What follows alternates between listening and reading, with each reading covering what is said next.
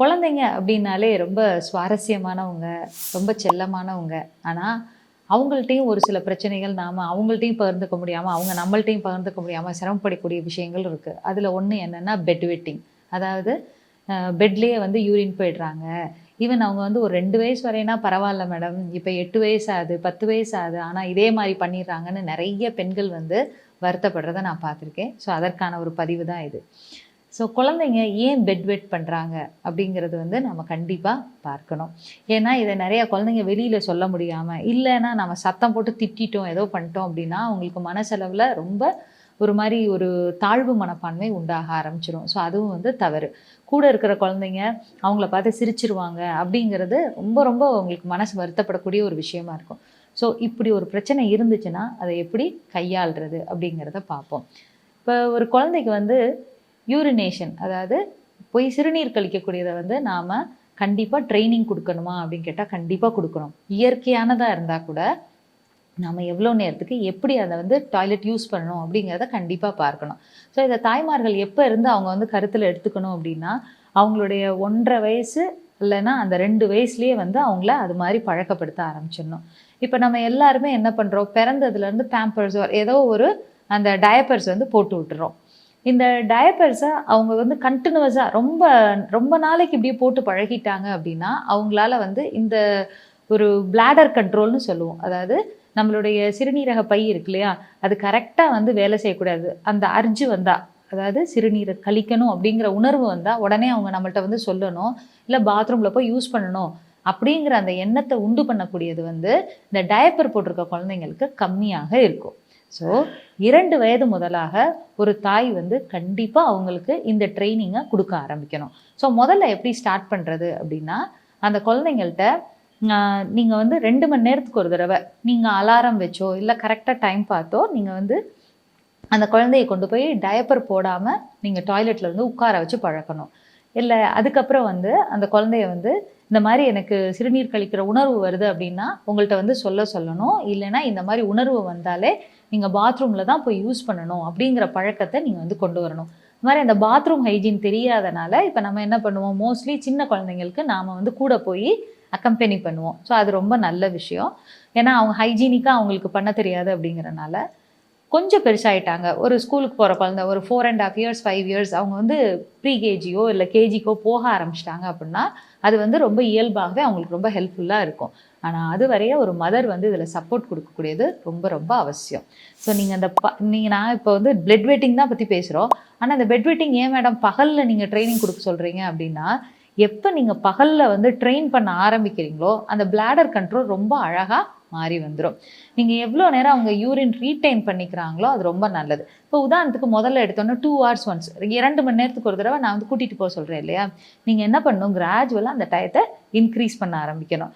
Increase பண்ணி கரெக்டாக வந்து அவங்கள ஒரு 3 மணி நேரம் 3.5 மணி நேரம் வரைய வந்து தள்ளி போடலாம். கொஞ்ச நாள் கழிச்சு ஒரு இந்த கண்ட்ரோல் நல்லா வருது, என் குழந்தைக்கு ஒன்றும் பிரச்சனை இல்லை, இப்போ நான் கூட்டிகிட்டு போனால் மட்டும்தான், நான் சொன்னாலோ இல்லை அவருக்கா அந்த உணர்வு வந்தால் மட்டும்தான் அவங்க வந்து சிறுநீர் கழிக்கிறதுக்கு போகிறாங்க அப்படின்னா நீங்கள் அடுத்த ஸ்டெப்பு அவங்களா வந்து சொல்கிற வரைய நீங்கள் கேப் விட்டு பார்க்கலாம்.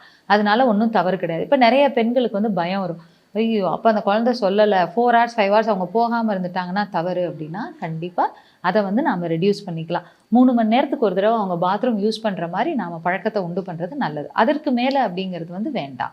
ஸோ இதை நாம் கருத்தில் வச்சுக்கணும். இந்த ட்ரைனிங் கண்டிப்பாக நைட் அவங்க தூங்கிட்டு இருக்கும் போதும் அவங்களுக்கு ஹெல்ப்ஃபுல்லாக இருக்கும். நம்ம ஆழ்ந்த தூக்கத்தில் இருக்கும்போது ஒரு சில பேருக்கு இந்த பிளாடர் கண்ட்ரோல் இருக்காது.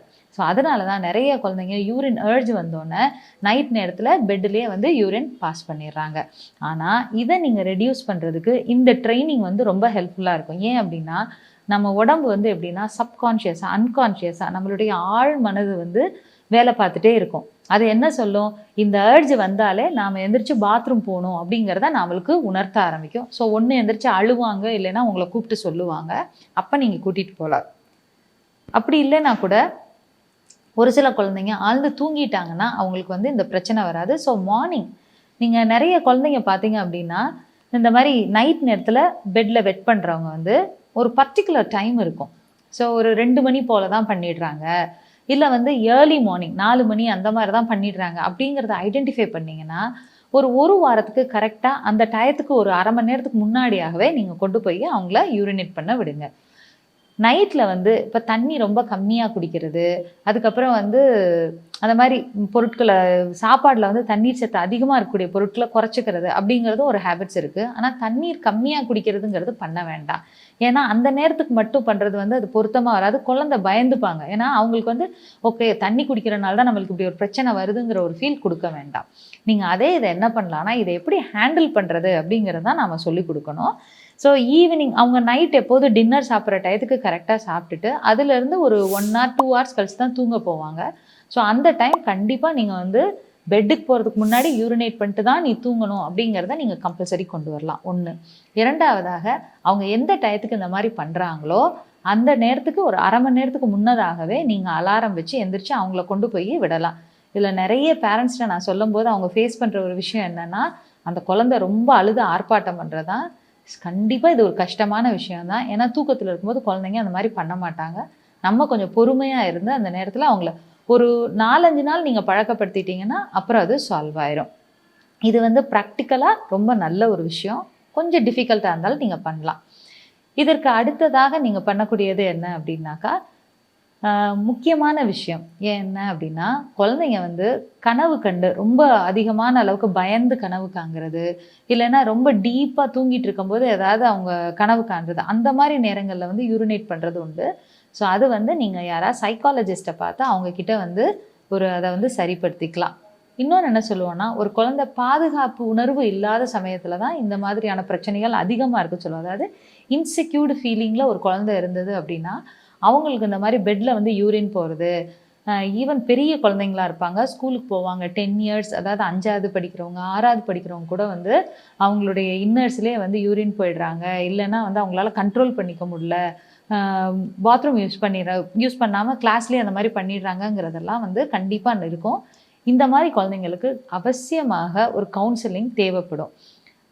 அவங்க மதர் ப்ளஸ் அந்த சைல்டு கண்டிப்பாக வந்து இது மாதிரி நீங்கள் அட்டன் பண்ணும்போது இது நிறையாவே இந்த ப்ராப்ளம்ஸு குறையும். அவங்களுடைய மன தைரியம் வந்து அதிகரிக்கும். ஏன்னா இது கண்டிப்பாக ஒரு தாழ்வு மனப்பான்மையை உண்டு பண்ணும். குழந்தைங்களோட படிக்கிற திறனோ கான்சென்ட்ரேட் பண்ணுற திறனோ இதனால் டெஃபினட்டாக பாதிக்கப்படும். ஸோ இந்த மாதிரி பிரச்சனை இருக்கவங்க இதை மறைச்சு உதாசீனப்படுத்த வேண்டாம், அந்த குழந்தைய பயமுறுத்த வேண்டாம், மிரட்டி பணிய வைக்கணும்னு நினைக்க வேண்டாம். ஏன்னா இது அவங்க அறியாமல் நடக்கக்கூடிய ஒரு விஷயம். ஸோ இதை கண்டிப்பாக சரியான அணுகுமுறையில் நல்ல மருந்து மாத்திரைகளும் இருக்குது. அந்த மாதிரி கொடுக்கும்போது வந்து நாம் நல்லா சரி பண்ணிக்க முடியும். இதையும் தாண்டி ஒரு சில விஷயங்களில் அவங்களுக்கு சர்ஜிக்கலாக ப்ராப்ளம்ஸ் இருக்குது அப்படின்னா அதையும் மருத்துவம் மூலமாக சரி பண்ணிக்க முடியும். ஆனால் நான் முதல்ல பேசின எல்லாமே மனோரீதியாக ட்ரைனிங் தேவைப்படக்கூடிய குழந்தைங்களுக்கு உள்ளது.